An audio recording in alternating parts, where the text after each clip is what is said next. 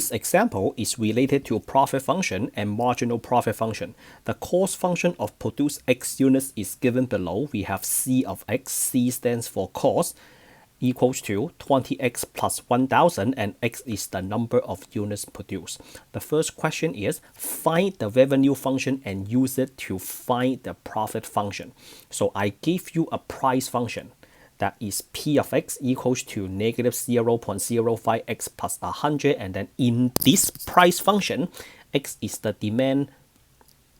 And then where is the revenue function? So if you look to the right hand side on top of this video, I said that revenue function is equals to price times the number of demand. All right, so price function times the number of demand. So let's write the revenue function.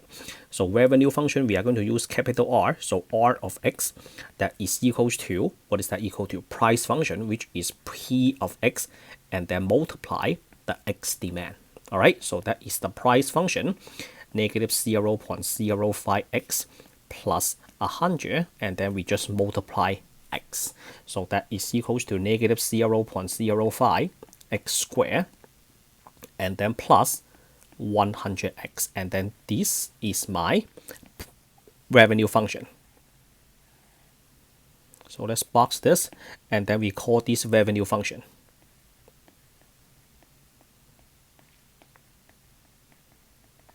And then what's next? The next step is we have to find the profit function. So let's use another color for that. What is price function? So let's say you run a business. At the end of the day, you collect all the money from the cashier, and then you add up all the amounts paid by credit cards, and then you will get a big amount, right? Cash and credit card. So you get a big amount. So that is your revenue. So you have been running the business the whole day, and then that is the total you earn from running your business in one day. And then that is not the amount that goes into your pocket, because that is what you earn, what you collect from the customer. So I should say that is the total amount that you collected from your customers. After that, you have to take away the cost, right? So what is the cost? You have to pay rents, okay? You have to buy foods, you have to make some investment, you have to pay your employees. So you have to take the big amount, the amount you collected from the customer, subtract the cost. So after the subtraction is done, the result is your profit. So you have one big revenue on your hand. You have to take away the cost, so pay everybody, pay the rent, and then the remaining amount is the amount that goes into your pocket. That is called profit. So let's write this down. We have profit equals to revenue minus cost. So in terms of function, we have price function P of X, so we are using capital P this time, equals to R of X minus C of X. So we have our revenue function, we have our cost function. Let's perform the subtraction. So we have P of X, not R, so we have P of X equals to revenue 0.05 x squared plus 100x, and then subtract the cost. So you have to subtract the cost function 20x plus 1000. Is this right? Am I missing something? Yes, you are subtracting the entire cost function, so you need a parenthesis, because when you distribute the minus, you have a minus 20x and then minus 1000. Let's do that right now.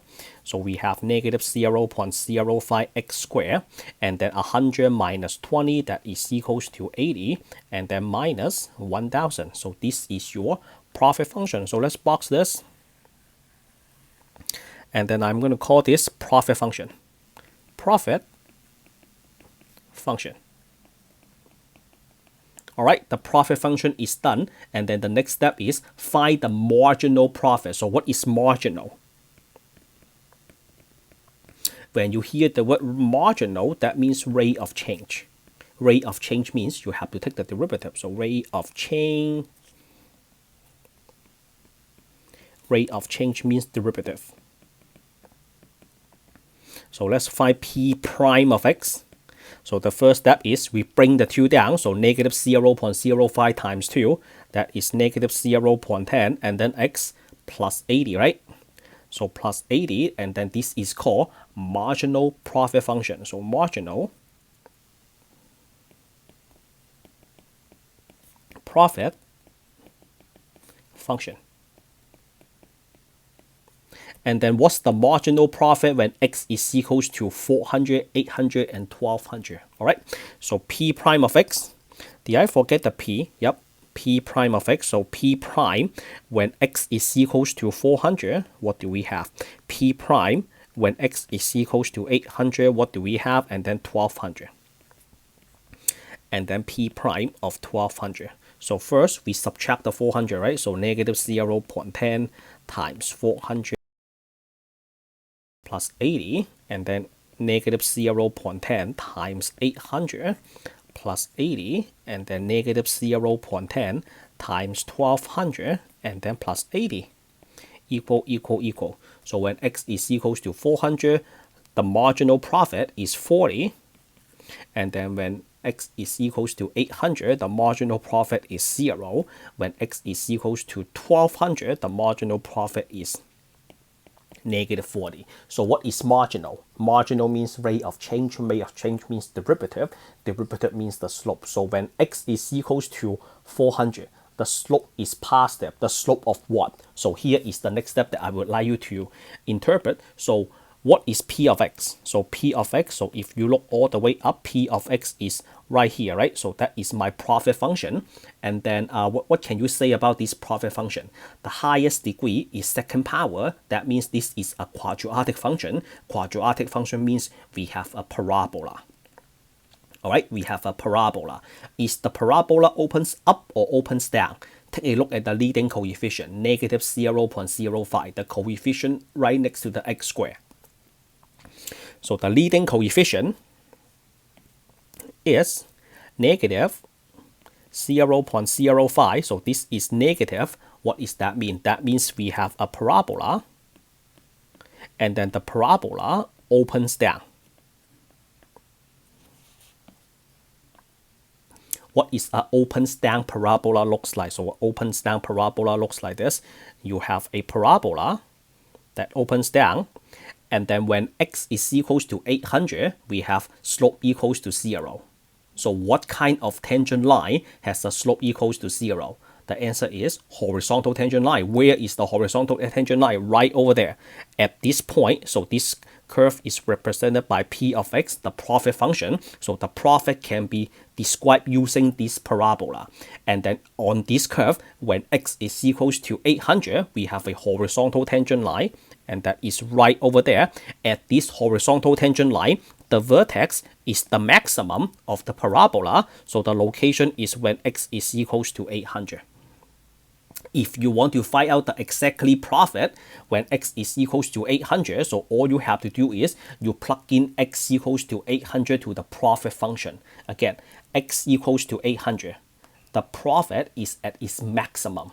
If you want to find out what the profit is, simply let x equals to 800 units. All right, so if you produce 800 units, your profit is at the maximum. And then what about 400 units and 1200 units? So 400 units, let's say that is right over here. So this is x equals to 400.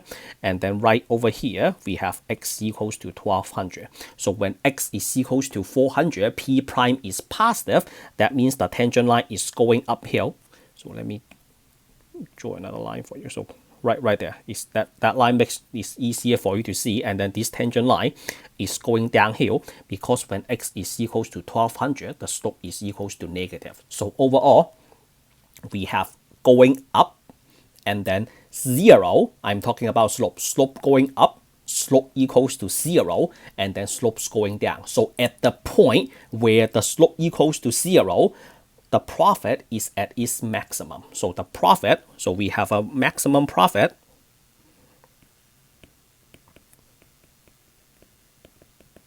when x is equals to 800 units. Then what is the maximum profit? So all you have to do is your p of 800, so that is equals to negative 0.05 and then 800 square, and then plus 80 times 800, and then minus 1000. So let me quickly calculate this for you. So we have negative 0.05 and then times 800 square,